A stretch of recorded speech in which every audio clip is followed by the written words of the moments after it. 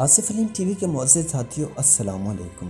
दोस्तों, अमेरिका की तारीख में पहली बार लाउड स्पीकर पर अजान की इजाज़त दे दी गई है। सेनेट पॉल यानी ऑनलाइन अमेरिका की तारीख में पहली बार लाउड स्पीकर पर अजान की इजाज़त दी गई। तफसीलात के मुताबिक अमरीकी रियासत मिनीसोटा के हुकाम ने पहली बार रमजान मुबारक में लाउड स्पीकर पर अजान की इजाज़त दे दी है। इंतजामिया की जानिब से इजाज़त मिलने के बाद 3 शहरों में हज़ारों अफराद ने अजान की आवाज़ फिजाओं में गूंजती सुनी।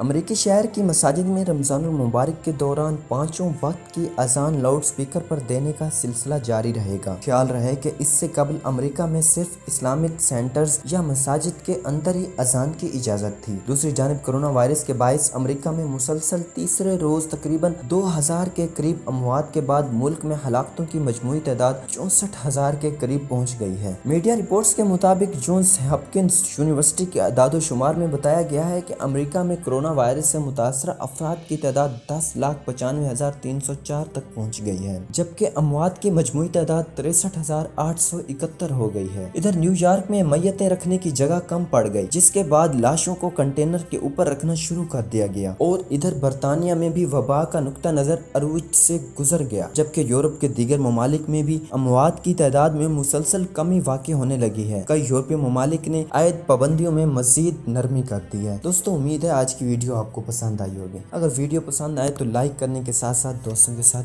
शेयर जरूर कीजिएगा। बहुत शुक्रिया।